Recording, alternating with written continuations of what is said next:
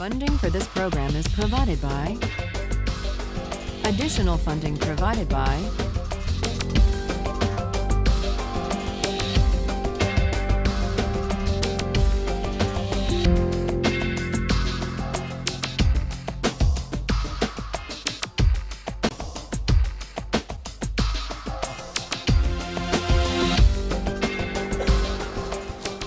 Now we turn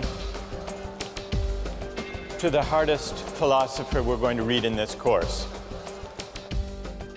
Today we turn to Immanuel Kant, who offers a different account of why we have a categorical duty to respect the dignity of persons and not to use people as means merely,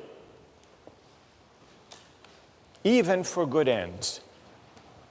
Kant excelled at the University of Königsberg at the age of 16.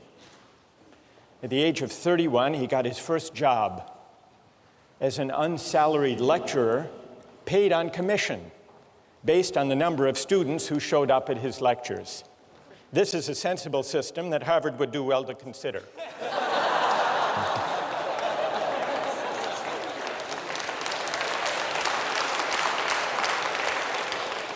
Luckily for Kant, he was a popular lecturer and also an industrious one, and so he eked out a meager living. It wasn't until he was 57 that he published his first major work. But it was worth the wait. The book was The Critique of Pure Reason, perhaps the most important work in all of modern philosophy. And a few years later, Kant wrote the groundwork for the metaphysics of morals, which we read in this course. I want to acknowledge, even before we start, that Kant is a difficult thinker. But it's important to try to figure out what he's saying, because what this book is about is, well, it's about what the supreme principle of morality is, number one, and it's also, it gives us an account, one of the most powerful accounts we have, of what freedom really is. So let me start today. Kant rejects utilitarianism. He thinks that the individual person, all human beings, have a certain dignity that commands our respect. The reason the individual is sacred or the bearer of rights, according to Kant, doesn't stem from the idea that we own ourselves, but instead from the idea that we are all rational beings. We're all rational beings, which simply means that we are beings who are capable of reason. We are also autonomous beings, which is to say that we are beings capable of acting and choosing freely. Now, this capacity for reason and freedom isn't the only capacity we have. We also have the capacity for pain and pleasure, for suffering and satisfaction. Kant admits the utilitarians were half right. Of course, we seek to avoid pain, and we like pleasure. Kant doesn't deny this. What he does deny is Bentham's claim that pain and pleasure are our sovereign masters. He thinks that's wrong. Kant thinks that it's our rational capacity that makes us distinctive, that makes us special, that sets us apart from and above mere animal existence. It makes us something more than just physical creatures with appetites. Now, we often think of freedom as simply consisting in doing what we want, or in the absence of obstacles to getting what we want. That's one way of thinking about freedom. But this isn't Kant's idea of freedom. Kant has a more stringent, demanding notion of what it means to be free. And though it's stringent and demanding, if you think it through, it's actually pretty persuasive. Kant reasons as follows. When we, like animals, seek after pleasure, or the satisfaction of our desires, or the avoidance of pain, when we do that, we aren't really acting freely. Why not? We're really acting as the slaves of those appetites and impulses. I didn't choose this particular hunger or that particular appetite. And so when I act to satisfy it, I'm just acting according to natural necessity. And for Kant, freedom is the opposite of necessity. There was an advertising slogan for the soft drink Sprite a few years ago. The slogan was, "Obey your thirst." There's a Kantian insight buried in that Sprite advertising slogan. That, in a way, is Kant's point. When you go for Sprite or Pepsi, you might think that you're choosing freely, Sprite versus Pepsi, but you're actually obeying something, a thirst, or maybe a desire manufactured or massaged by advertising. You're obeying a prompting that you yourself haven't chosen or created. And here, it's worth noticing Kant's specially demanding idea of freedom. What way of acting, how can my will be determined if not by the promptings of nature or my hunger or my appetite or my desires? Kant's answer, to act freely is to act autonomously. And to act autonomously is to act according to a law that I give myself, not according to the physical laws of nature or to the laws of cause and effect, which include my desire to eat or to drink or to choose this food in a restaurant over that. Now, what is the opposite? What is the opposite of autonomy? For Kant, he invents a special term to describe the opposite of autonomy. Heteronomy is the opposite of autonomy. When I act heteronomously, I'm acting according to an inclination or a desire that I haven't chosen for myself. So freedom as autonomy is the specially stringent idea that Kant insists on. Now, why is autonomy the opposite of acting heteronomously or according to the dictates of nature? Kant's point is that nature is governed by laws of cause and effect, for example. Suppose you drop a billiard ball. It falls to the ground. We wouldn't say the billiard ball is acting freely. Why not?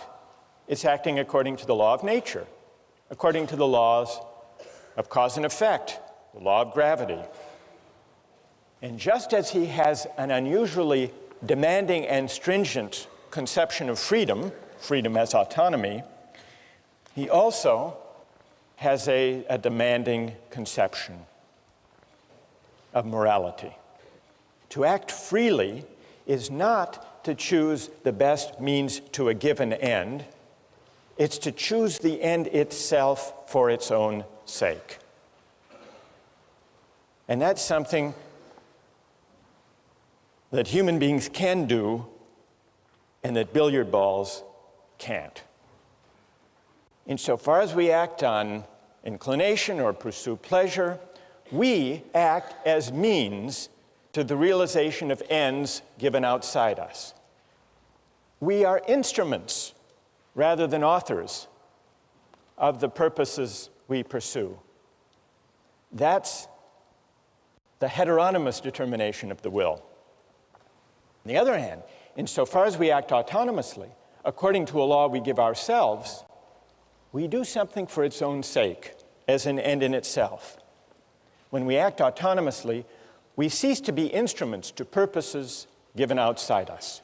We become, or we can come to think of ourselves, as ends in ourselves. This capacity to act freely, Kant tells us, is what gives human life its special dignity. Respecting human dignity means regarding persons not just as means, but also as ends in themselves. And this is why it's wrong to use people for the sake of other people's well-being or happiness. This is the real reason, Kant says, that utilitarianism goes wrong. This is the reason it's important to respect the dignity of persons and to uphold their rights. So even if there are cases, remember John Stuart Mill said, well, in the long run, if we uphold justice and respect the dignity of persons, we will maximize human happiness. What would Kant's answer be to that? What would his answer be? Even if that were true, even if the calculus worked out that way, even if you shouldn't throw the Christians to the lions because in the long run, fear will spread, the overall utility will decline. The utilitarian would be upholding justice and rights and respect for persons for the wrong reason, for a purely contingent reason, for an instrumental reason. It would still be using people, even where the calculus works out for the best in the long run, it would still be using people as means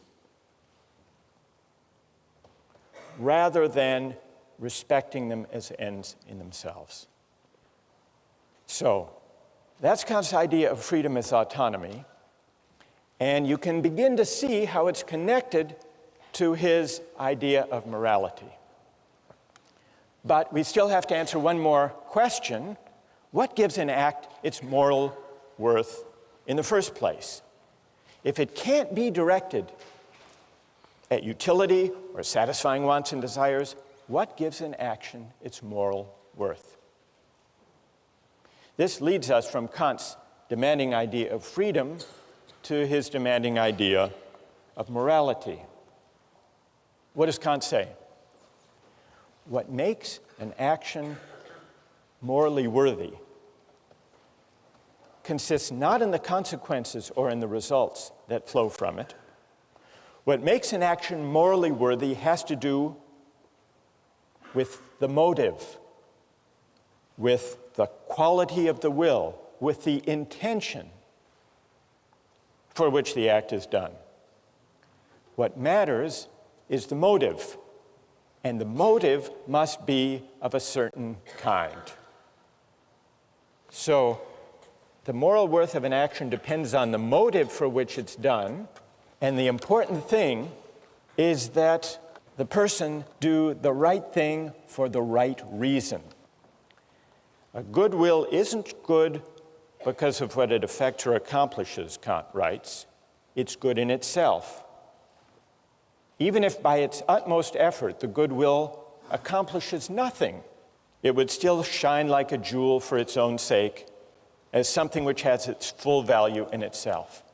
And so for any action to be morally good, it's not enough that it should conform to the moral law. It must also be done for the sake of the moral law.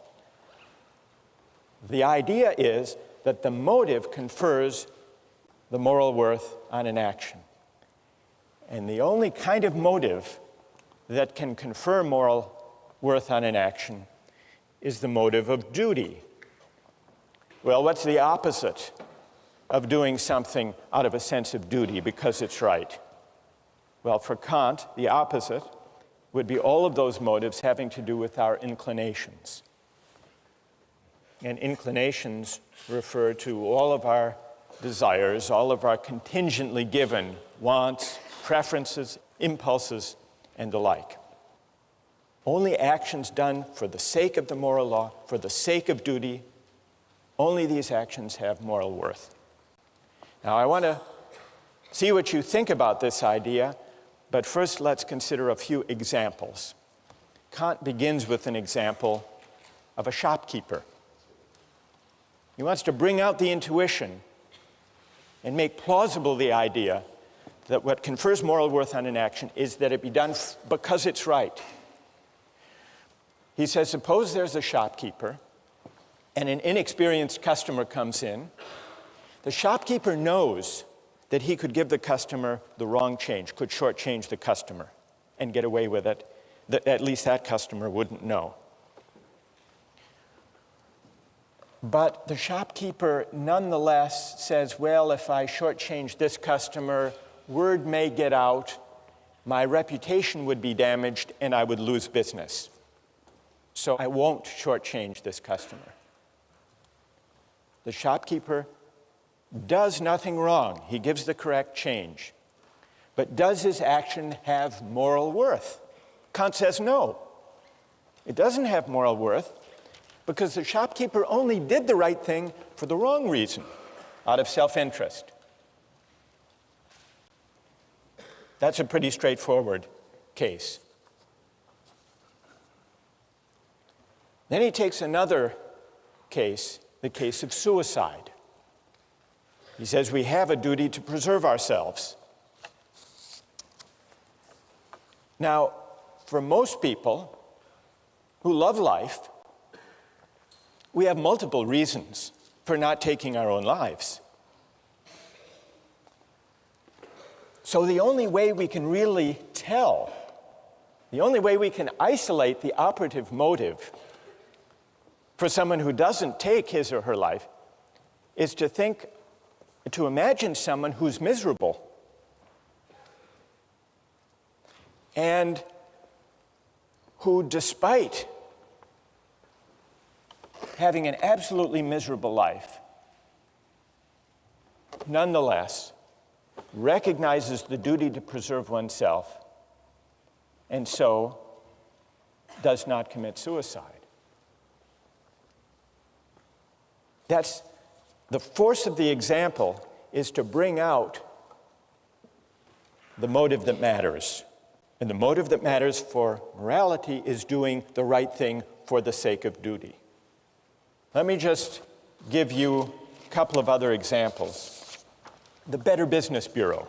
What's their slogan? The slogan of the Better Business Bureau? Honesty is the best policy. It's also the most profitable. This is the Better Business Bureau's full-page ad in the New York Times. Honesty. It's as important as any other asset, because a business that deals in truth, openness, and fair value cannot help but do well. Come join us and profit from it.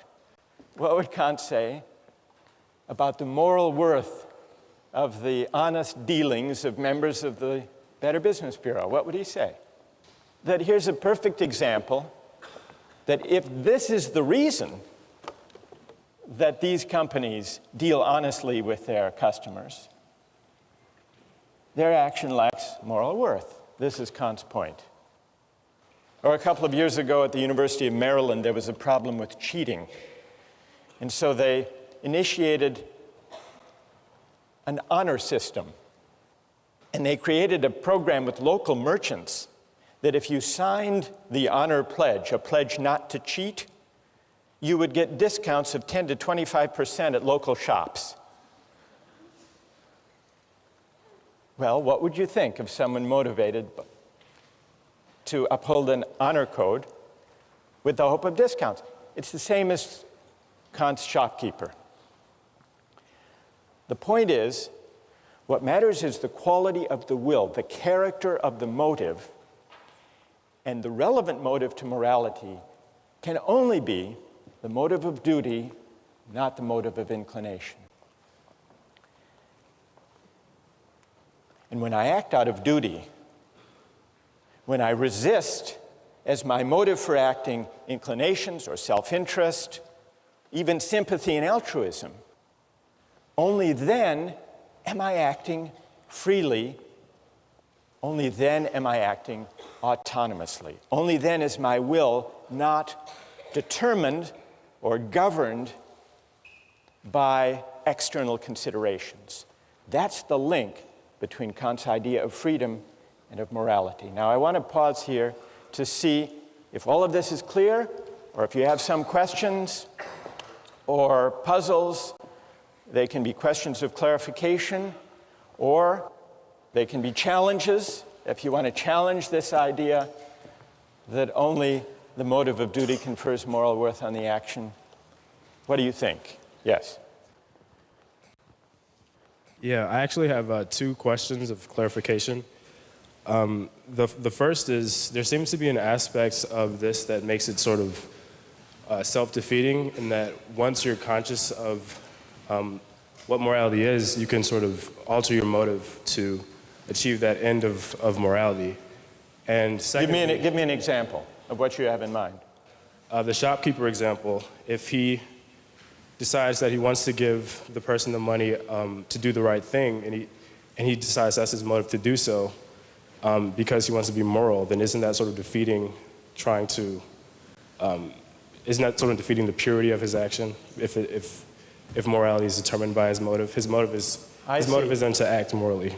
So you're imagining a case not of the purely selfish calculating shopkeeper, but of one who says, well, he may consider shortchanging the customer, but then he says, not, well, my reputation might suffer if word gets out, but instead he says, actually, I would like to be the kind of honest person who gives the right change to customers simply because it's the right thing to do.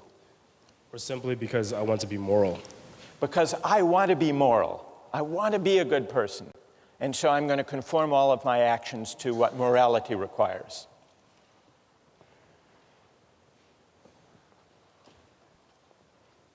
It's a subtle point. It's a good question. Kant does acknowledge, you're pressing Kant on an important point here. Kant does say there has to be some incentive to obey the moral law. It can't be a self-interested incentive. That would defeat it by definition. So he speaks of a different kind of incentive from an inclination. He speaks of reverence for the moral law. So if that shopkeeper says, I want to develop a reverence for the moral law, and so I'm going to act, and so I'm going to do the right thing, then I think he's there.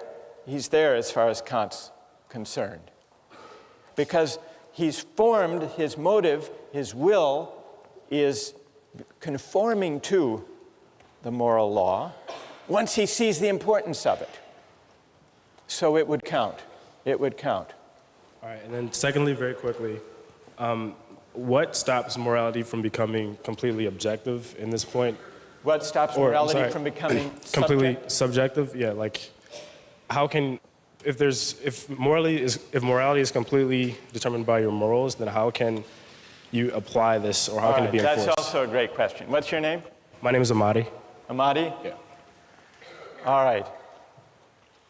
If acting morally means acting according to a moral law out of duty, and if it's also to act freely in the sense of autonomously, it must mean that I'm acting according to a law that I give myself. That's what it means to act autonomously. Amadi is right about that. But that does raise a really interesting question. If acting autonomously means acting according to a law I give myself, That's how I escape the chain of cause and effect and the laws of nature. What's to guarantee that the law I give myself when I'm acting out of duty is the same as the law that Amati is giving himself, and that each of you gives yourselves? Well, here's the question. How many moral laws, from Kant's point of view, are there in this room? Are there 1,000 or is there one? He thinks there's one, which in a way does go back to this question, all right, what is the moral law? What does it tell us? So what guarantees? It sounds like it, to act autonomously is to act according to one's conscience, according to a law one gives oneself. But what guarantees that if we all exercise our reason, we will come up with one and the same moral law? That's what Amati wants to know. Here's Kant's answer. The reason that leads us to the law we give ourselves as autonomous beings is a reason, it's a kind of practical reason that we share as human beings. It's not idiosyncratic. The reason we need to respect the dignity of persons is that we're all rational beings. We all have the capacity for reason, and it's the exercise of that capacity for reason which exists undifferentiated in all of us that makes us worthy of dignity, all of us. And since it's the same capacity for reason, unqualified by particular autobiographies and life circumstances, it's the same universal capacity for reason that delivers the moral law. It turns out that to act autonomously is to act according to a law we give ourselves, exercising our reason, but it's the reason we share with everyone as rational beings, not the particular reasons we have given our upbringings, our particular values, our particular interests. It's pure practical reason, in Kant's terms, which legislates a priori, regardless of any particular contingent or empirical ends. Well, what moral law would that kind of reason deliver? What is its content? To answer that question, you have to read the groundwork, and we'll continue with that question next time.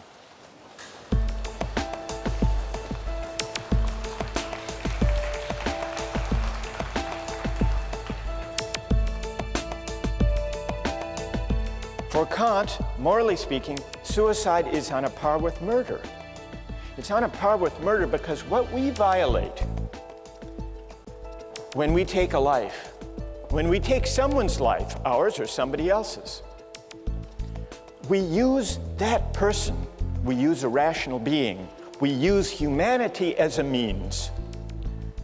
And so we fail to respect humanity as an end.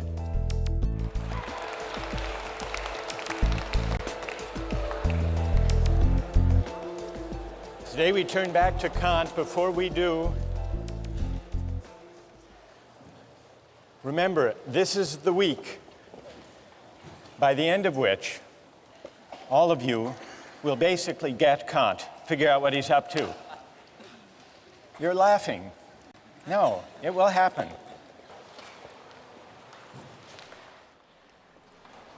Kant's groundwork is about two big questions.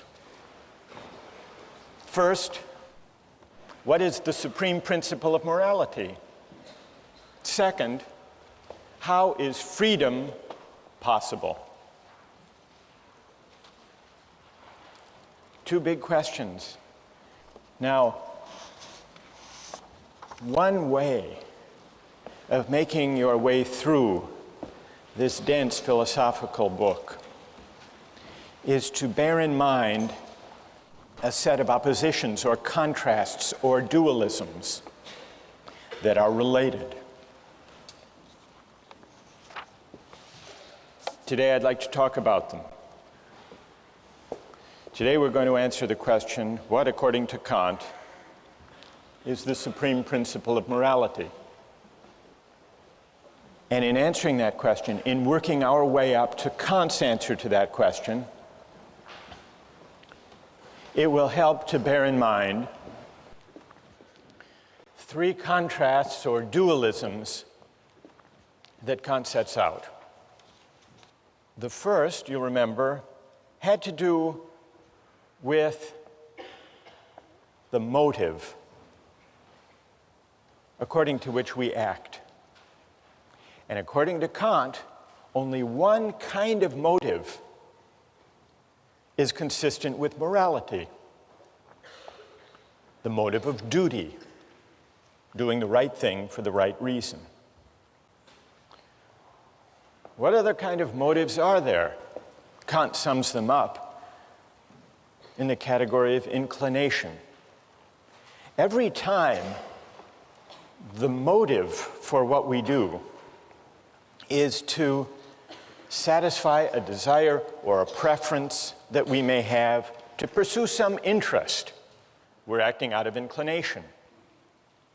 Now, let me pause to see if, in thinking about the question of the motive of duty, the goodwill, see if any of you has a question about that much of Kant's claim.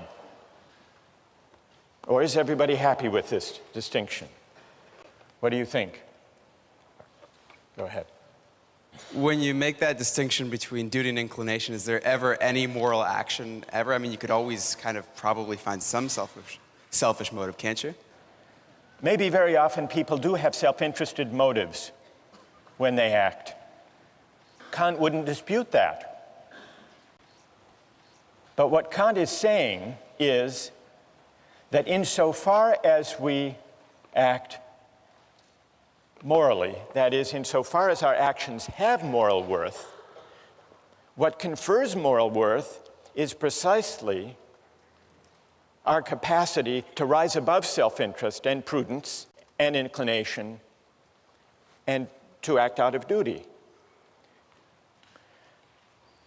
Some years ago, I read about a spelling bee, and there was a young man who was declared the winner of the spelling bee, a kid named Andrew, 13 years old.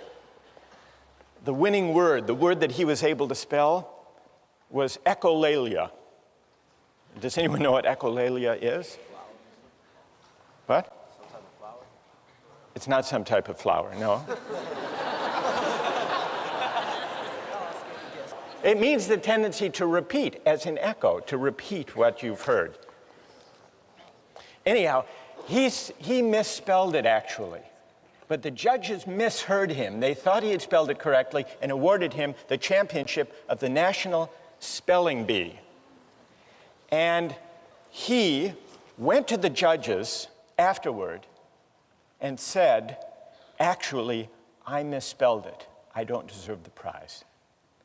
And he was regarded as a moral hero, and he was written up in the New York Times, Misspeller is a spelling bee hero. There's Andrew with his proud mother.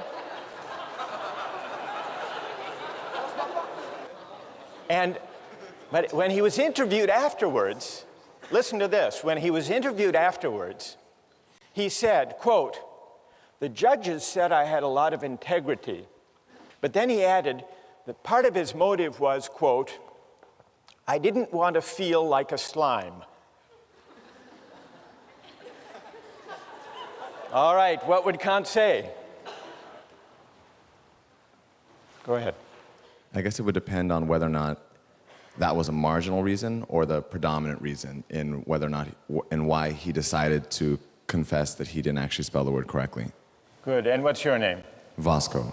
That's very interesting. Is there anyone else who has a view about this? Does this show that Kant's principle is too stringent, too demanding? What would Kant say about this? Yes.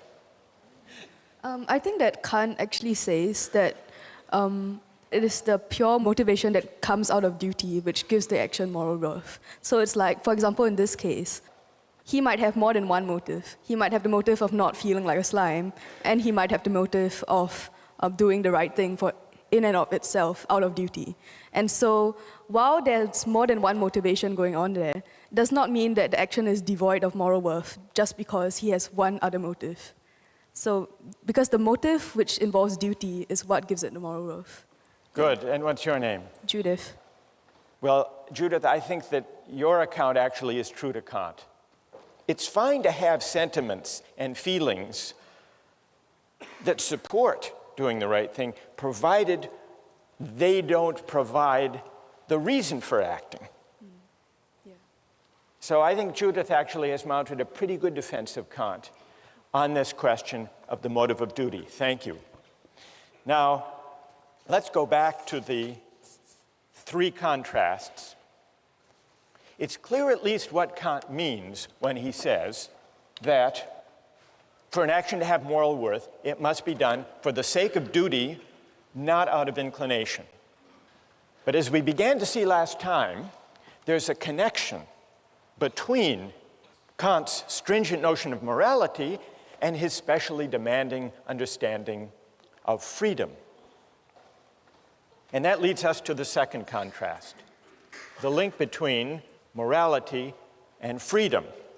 The second contrast describes two different ways that my will can be determined, autonomously and heteronomously. And according to Kant, I'm only free when my will is determined autonomously, which means what? According to a law that I give myself. We must be capable, if we're capable of freedom as autonomy, we must be capable of acting according not to a law that's given or imposed on us, but according to a law we give ourselves. But where could such a law come from? A law that we give ourselves? Reason. If reason determines my will, then the will becomes the power to choose independent of the dictates of nature or inclination or circumstance. So, connected with Kant's demanding notions of morality and freedom is a specially demanding notion of reason. Well, how can reason determine the will? There are two ways, and this leads to the third contrast. Kant says there are two different commands of reason. And a command of reason, Kant calls an imperative. An imperative is simply an ought. One kind of imperative, perhaps the most familiar kind, is a hypothetical imperative. Hypothetical imperatives use instrumental reason. If you want X, then do Y. It's means-ends reasoning. If you want a good business reputation, then don't shortchange your customers, word may get out. That's a hypothetical imperative. If the action would be good solely as a means to something else, Kant writes the imperative is hypothetical. If the action is represented as good in itself, and therefore as necessary for a will which of itself accords with reason, then the imperative is categorical. That's the difference between a categorical imperative and a hypothetical one. A categorical imperative commands categorically, which just means without reference to or dependence on any further purpose. And so you see the connection among these three parallel contrasts. To be free in the sense of autonomous requires that I act not out of a hypothetical imperative, but out of a categorical imperative. And so you see, by these three contrasts, Kant reasons his way, brings us up to his derivation of the categorical imperative. Well, this leaves us one big question. What is the categorical imperative? What is the supreme principle of morality? What does it command of us? Kant gives three versions, three formulations of the categorical imperative. I want to mention two and then see what you think of them. The first version, the first formula, he calls the formula of the universal law. Act only on that maxim whereby you can at the same time will that it should become a universal law. And by maxim, what does Kant mean? He means a rule that explains the reason for what you're doing, a principle. For example, promise keeping. Suppose I need money, I need $100 desperately, and I know I can't pay it back anytime soon. I come to you and make you a promise, a false promise, one I know I can't keep.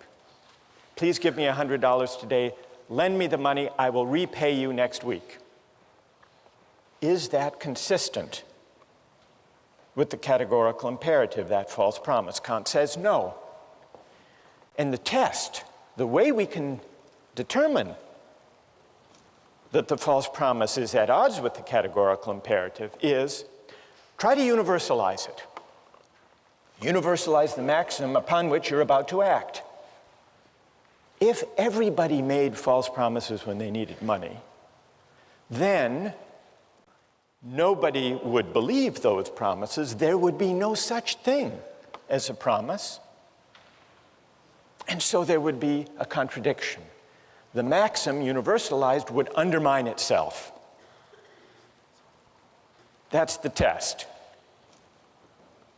That's how we can know that the false promise is wrong.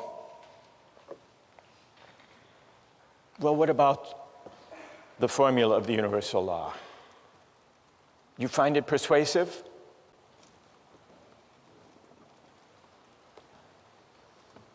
What do you think? Go ahead. I have a question about the difference between categoricalism and a hypothesis that if you're going to between categorical and hypothetical yeah. imperatives. Right. If you're going to act with a categorical imperative so that the maxim doesn't undermine itself, it sounds like I am going to do X because I want Y.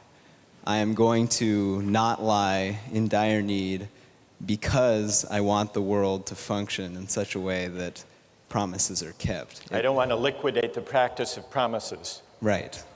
It sounds like justifying a means by an ends. It seems like an instance of consequentialist reasoning, you're saying. Right. And what's your name? Tim. Tim. Well, Tim, John Stuart Mill agreed with you.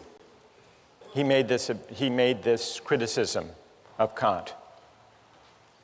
He said, if I universalize the maxim and find that the whole practice of promise keeping would be destroyed if universalized, I must be appealing somehow to consequences. Right. If that's the reason not to tell a false promise. So John Stuart Mill agreed with that criticism against Kant. But John Stuart Mill was wrong. You're in good company, though. You're in good company, Tim. Kant is often read, as Tim just read him, as appealing to consequences. The world would be worse off if everybody lied, because then no one could rely on anybody else's word. Therefore, you shouldn't lie. That's not what Kant is saying exactly. Although it's easy to interpret him as saying that. I think what he's saying is that this is the test.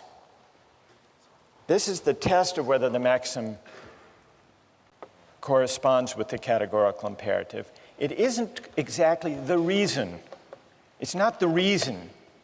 The reason you should universalize to test your maxim is to see whether you are privileging your particular needs and desires over everybody else's.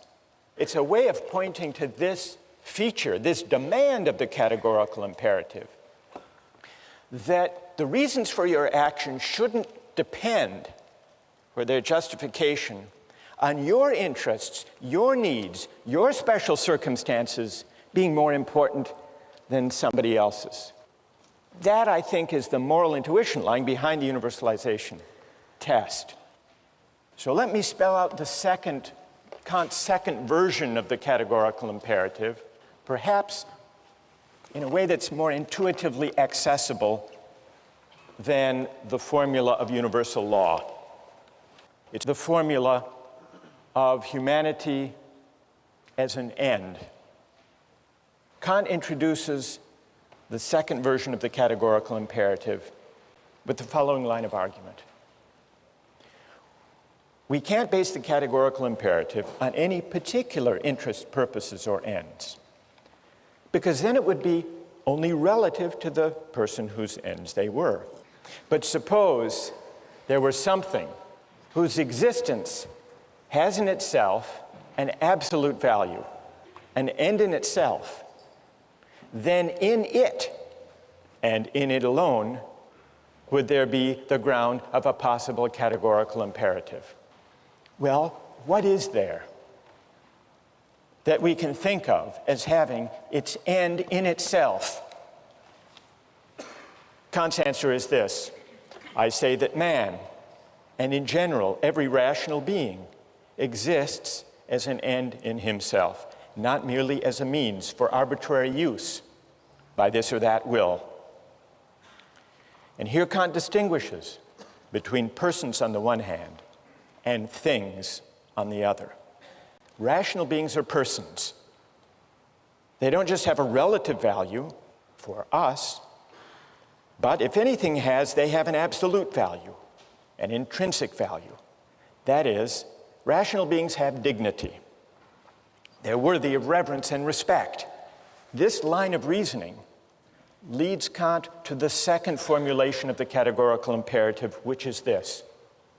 Act in such a way that you always treat humanity, whether in your own person or in the person of any other, never simply as a means, but always at the same time as an end. So that's the formula of humanity as an end.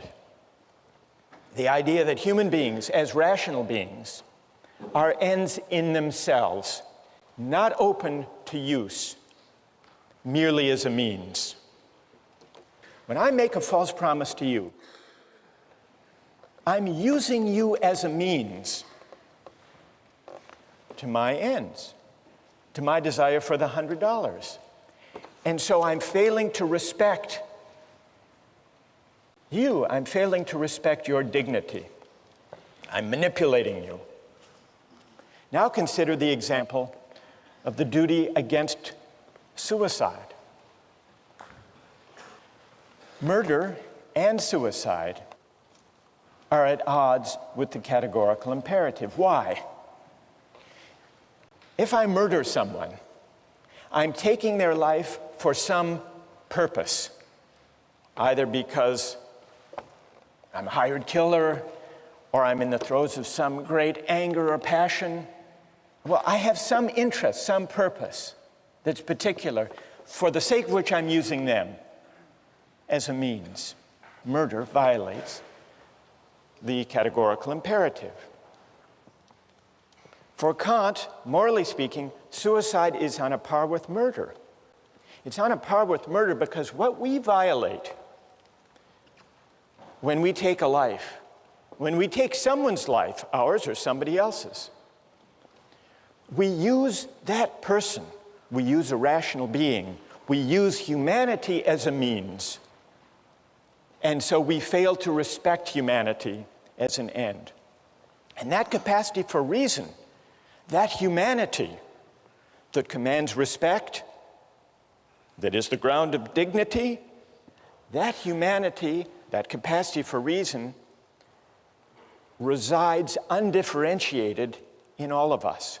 And so I violate that dignity in my own person if I commit suicide, and in murder if I take somebody else's life. From a moral point of view, they're the same. And the reason they're the same has to do with the universal character and ground of the moral law. The reason that we have to respect the dignity of other people has not to do with anything in particular about them. And so respect, Kantian respect, is unlike love in this way. It's unlike sympathy. It's unlike solidarity or fellow feeling or altruism. Because love and those other particular virtues or reasons for caring about other people have to do with who they are in particular. But respect for Kant, respect is respect for humanity, which is universal, for a rational capacity, which is universal. And that's why violating it, in my own case, is as objectionable as violating it in the case of any other. Questions or objections?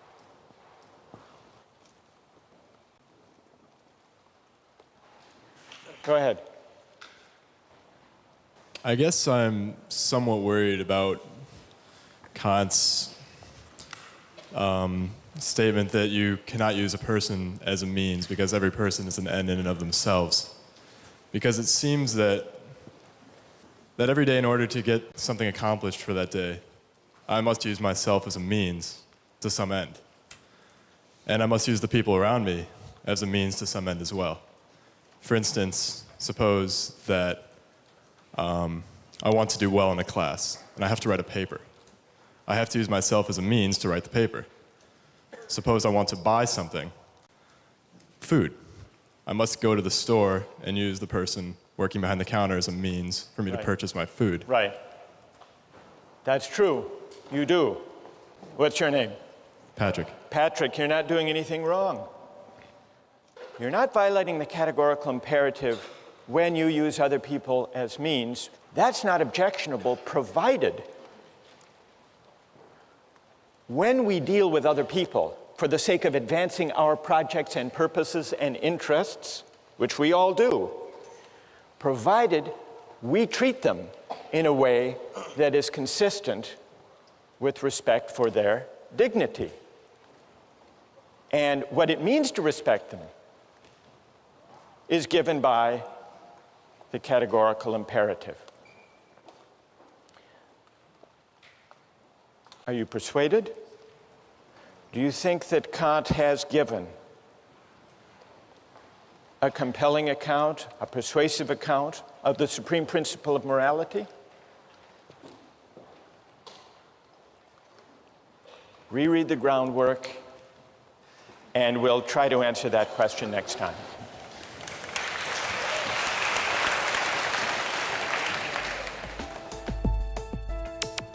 Don't miss the chance to interact online with other viewers of Justice. Join the conversation, take a pop quiz, watch lectures you've missed, and learn a lot more. Visit justiceharvard.org. It's the right thing to do.